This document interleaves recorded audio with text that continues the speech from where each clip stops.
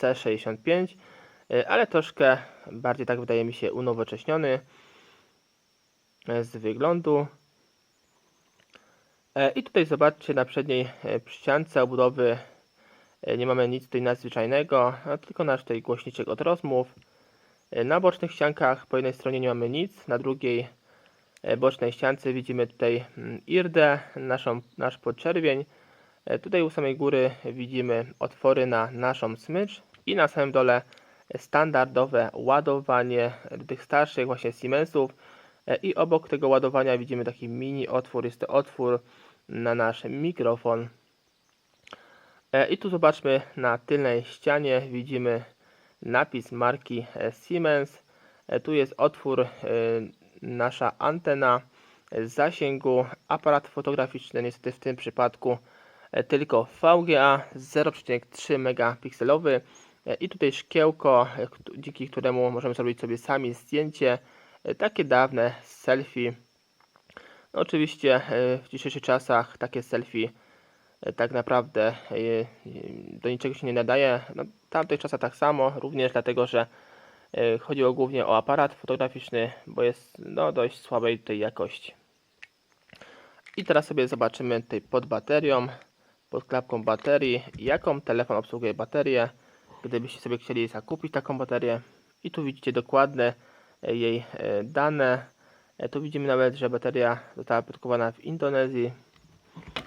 I następnie nasza tutaj nalepka, e-mail, marka Siemens CXV70 model. Na początku, gdy szukałem ten telefon, ten model, tutaj jak tak trochę niewyraźnie napisali, wydawało mi się, że tu jest EXV i ciężko było mi go znaleźć w internecie. I Niemcy oczywiście, i tu są dokładnie jeszcze dane e-mailowe, tutaj u samej góry tego telefonu. I teraz sobie uruchomimy nasz telefon i sprawdzimy jego tej funkcje podstawowe, jego dźwięki, no i jak to wszystko wygląda w tym telefonie. A później sobie przejdziemy oczywiście do demontażu i montażu tego telefonu.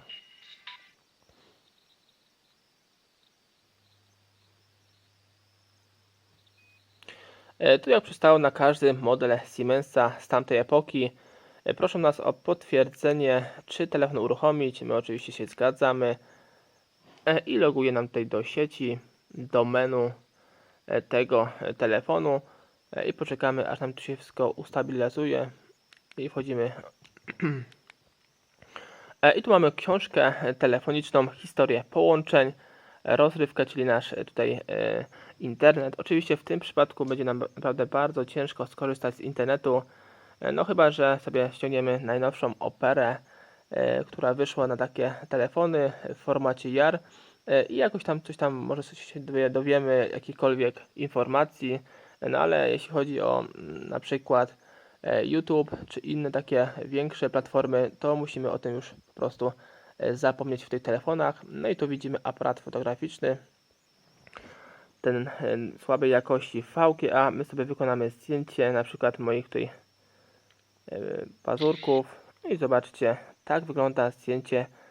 Od razu z automatu zapisuje nam w moje obrazki i zobaczcie, tak wygląda to zdjęcie w jakości VGA 0,3 megapiksela. No powiem szczerze, że nie jest takie złe. Bywało gorsze. No i wychodzimy sobie z tego aparaciku. Tu mamy wiadomości. Napiszemy sobie nową wiadomość i zobaczymy, jak wygodnie się pisze na klawiaturze tego telefonu. No w tym przypadku no nie jest źle, ale jak słyszycie, gdybyśmy byli w jakimś miejscu zaciszonym, w którym nie pasuje taki hałas, to słyszycie, że są takie klawisze bardzo głośne. Klikanie z wszystkich klawiszy słychać. Jak kogoś to denerwuje, to na pewno bez takiego telefonu nie korzystał, jeśli chodzi o pisanie SMS-ów. No i tu mamy oczywiście T9, które ułatwia nam pisanie SMS-ów w dość szybki sposób.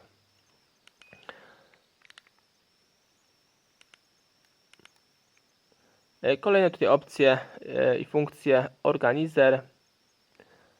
I tutaj widzimy kalendarz, terminy, zadania, notatniki. nagrania, strefy czasu, ustawienia kalendarza.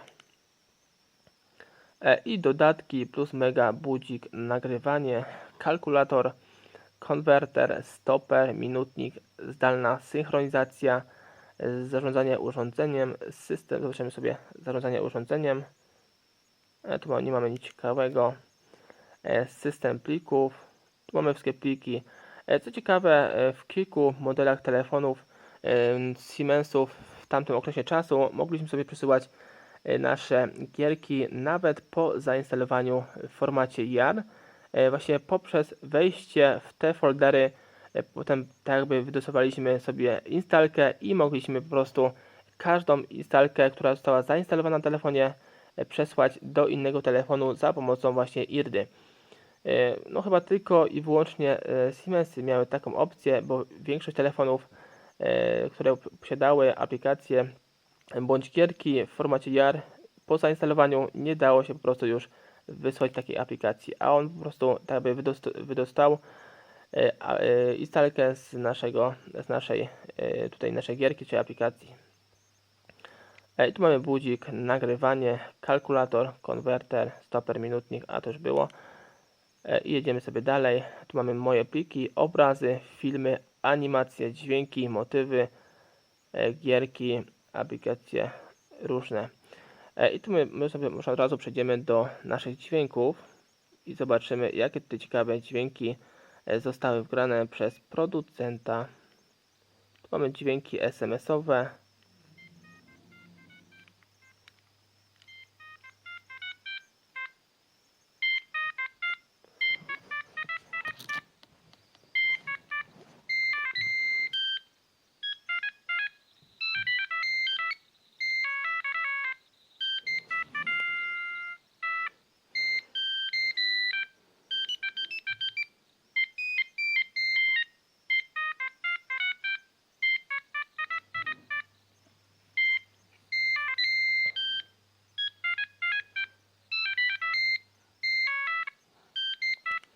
Tu akurat nie ma zbyt ciekawych tutaj dźwięków EMS-owych.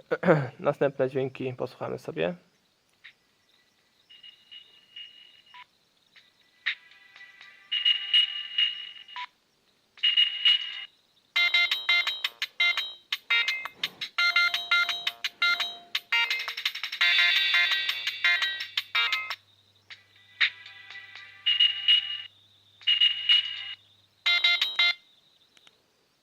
I kolejne dźwięki.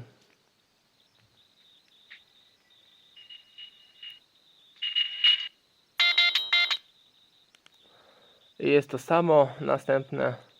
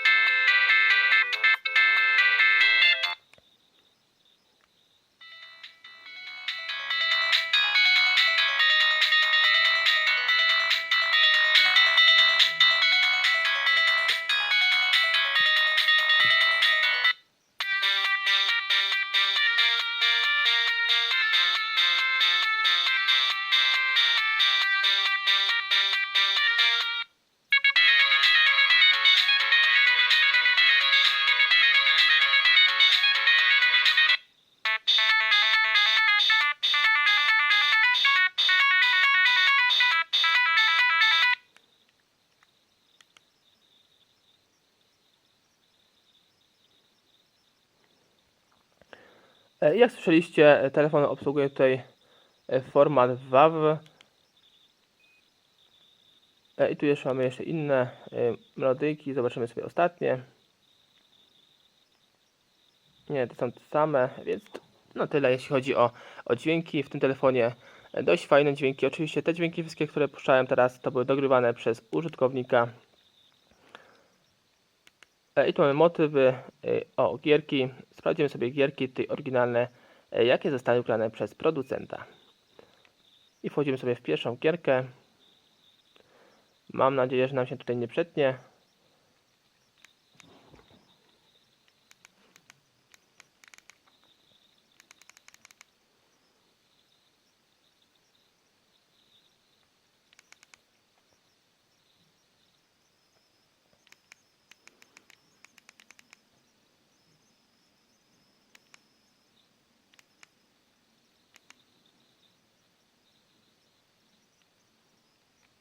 I jak widzimy, jest to gierka kręgle.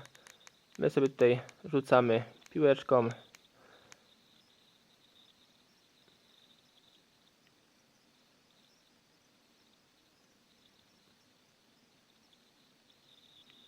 No i prawie wszystkie tutaj zbiłem, 8 sztuk.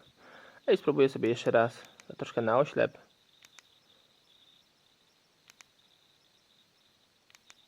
Bardzo fajna gierka, jeśli chodzi o ten Siemens.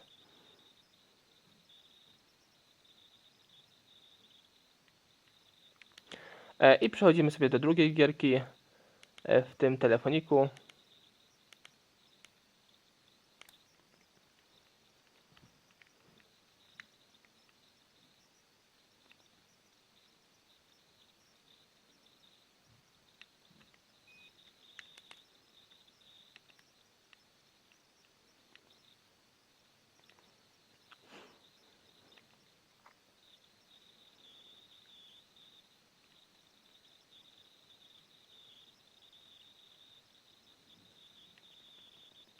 Jak widzicie, wszystkie gierki są tutaj obrandowane przez markę Siemens Mobile. I czekamy, aż nam się tutaj uruchomi ta gierka. O, i widzimy jakaś ciekawa gierka, chyba wyścigowa. No muszę stwierdzić, że jak na telefon z 2004 roku, no to bardzo fajne gierki.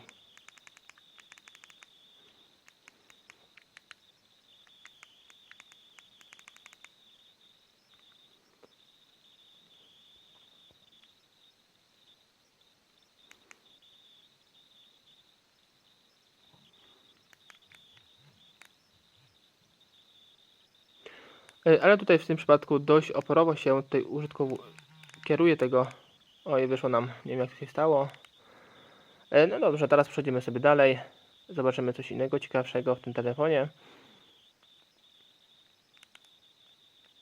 I tutaj ustawienia, profile, motywy, wyświetlacz, ustawienia naszego wyświetlacza, ustawienia dzwonków, Home Pilot. Jakaś ciekawa funkcja, nawet nie wiem do czego służy. Akcesoria, sieć, zabezpieczenia, przesyłania danych, zegar, ustawienia aparata, połączeń.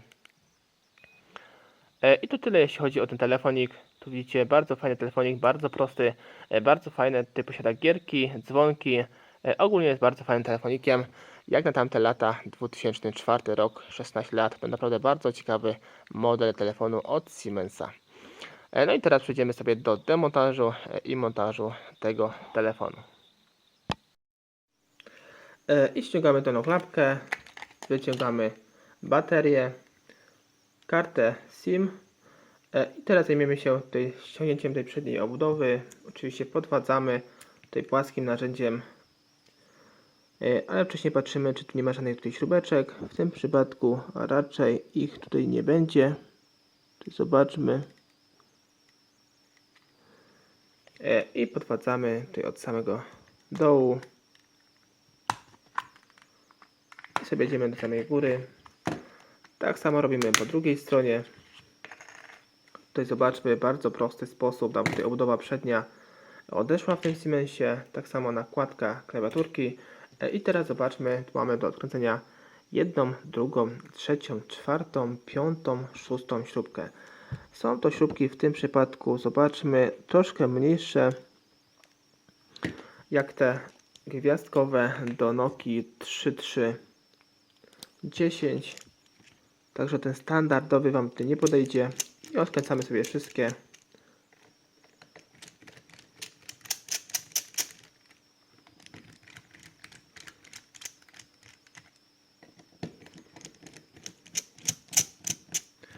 I jeszcze mamy dwie do odkręcenia.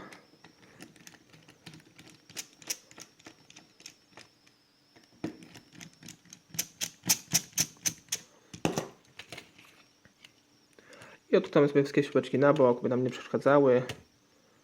Tutaj wszystkie wyciągamy. Tutaj z drugiej strony. Wszystkich jest 6. No i podwadzamy teraz oczywiście cały tutaj podzespół w tym miejscu, ale tutaj oczywiście wszystko nam samoczynnie praktycznie odchodzi. Zobaczcie. I tutaj widzimy, na korpusie znajduje się wibracja, kostka wibracji, kostka naszego mikrofonu i tutaj antena zasięgowa. Oczywiście to wszystko jest w bardzo prosty sposób wymienne. W tym telefoniku zobaczmy, tutaj jeszcze jest nakładka.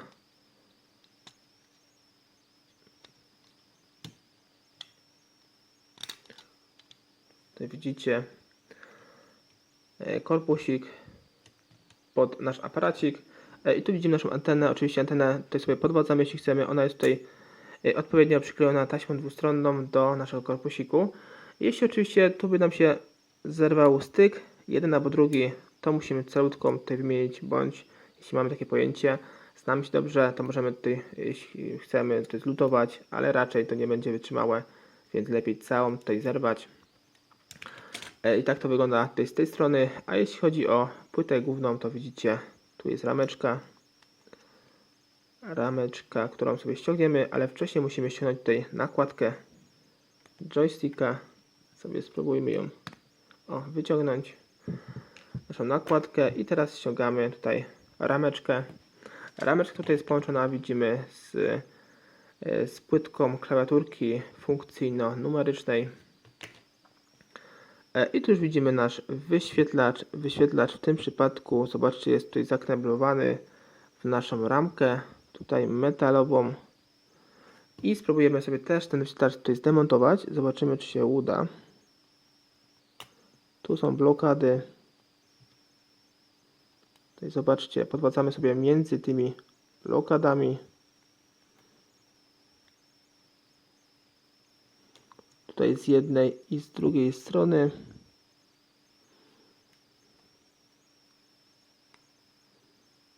Oczywiście starajcie się robić to delikatnie, by tutaj nie uszkodzić żadnych elementów tutaj na naszym wyświetlaczu. Ale w tym przypadku jest ramka ta biała, więc ona też tutaj chroni nasz wyświetlacz właśnie przed demontażem. I tutaj zobaczcie, w bardzo prosty sposób sobie wyciągnąłem nasz wyświetlacz. Jest tutaj bardzo prosto go wymienić. Tutaj styki naszego wyświetlacza i tutaj złącze naszej płyty głównej.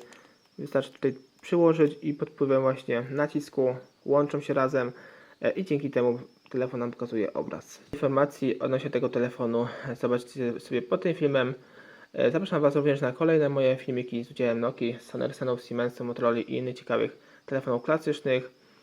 Cześć!